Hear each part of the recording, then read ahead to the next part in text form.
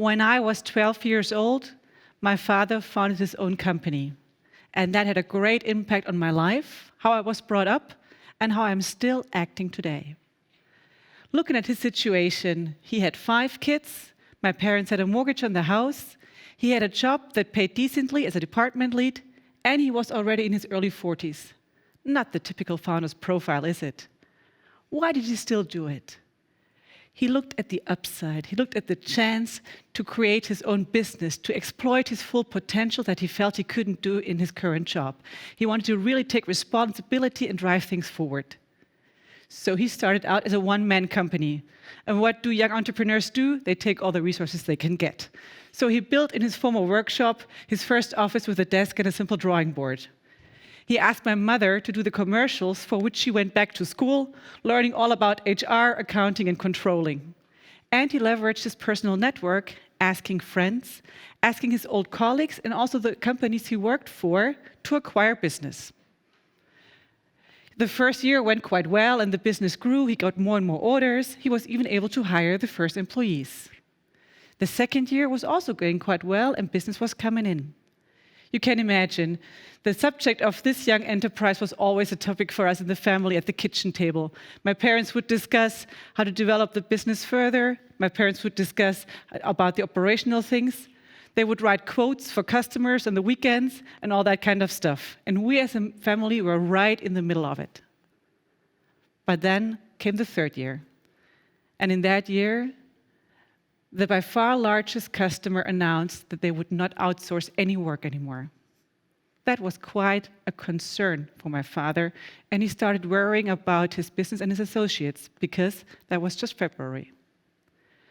But then he looked, after the first shock, what he can do. He looked on his influence and what he had impact on.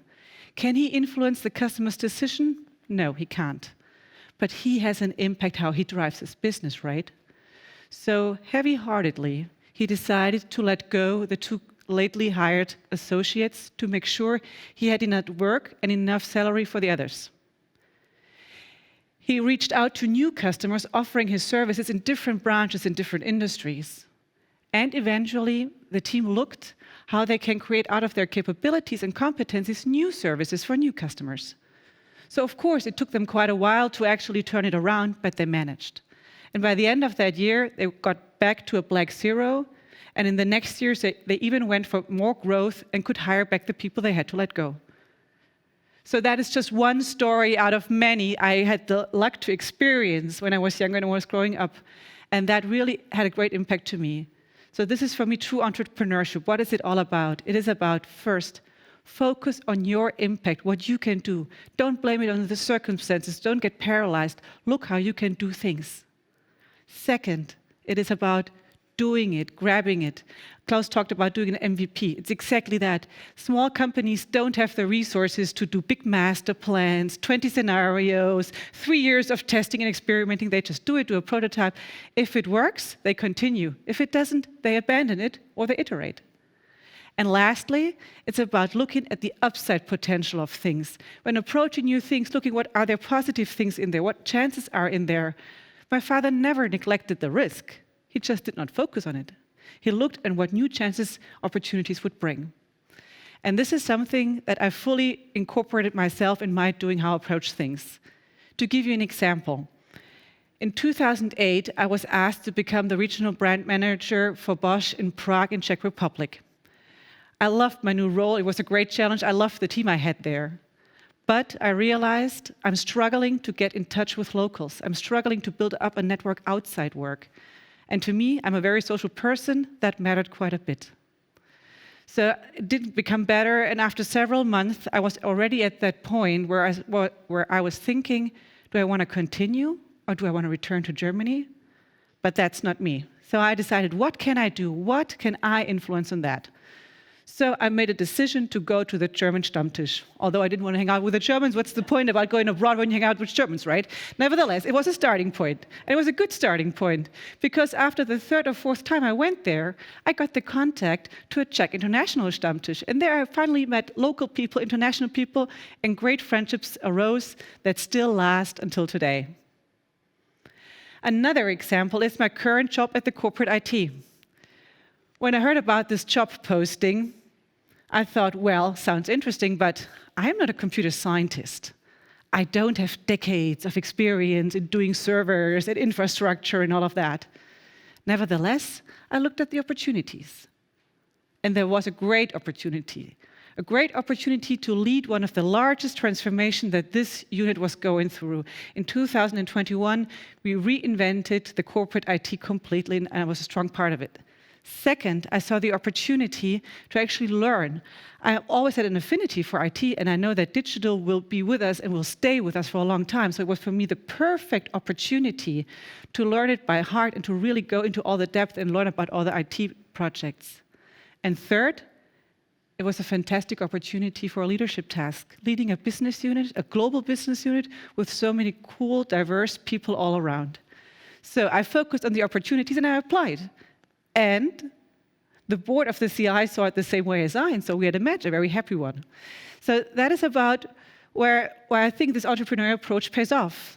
So you might wonder, she's not talking so enthusiastically about entrepreneurship. Why is she still at Bosch? Well, that question became a very real one 2 years ago. My father asked me if I would be willing to step into his shoes and lead his company. And of course, I felt very honored. But I was also a little bit troubled because I really liked my job at Bosch.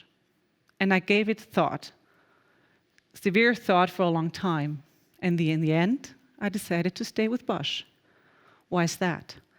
Well, I felt I can have the best of both worlds in here. On the one hand, I love the opportunities of a large enterprise. For example, the internationality, the diversity of perspectives, the diversity of cultures that you can live here and that you can experience, you work daily together with. Second, it's the ability to learn and to grow. Look at my career. I started out as a product manager for cordless drill drivers. Now I'm the head for the corporate IT for mobility. I'm not sure how many companies can give you such a breadth in a career as Bosch can do. And third, it is about the network. I cannot imagine one topic that not even a person or a whole department at Bosch is working on, has the resources and happy to share the know-how that they generate. So this is for me really one of the fantastic reasons about an enterprise. And at the same time, I always felt that I'm empowered to drive things forward, to drive my business, to make decisions, to take responsibility. With my teams, we look at the opportunities, we do things, we just started. That's exactly what is the entrepreneurship part in it.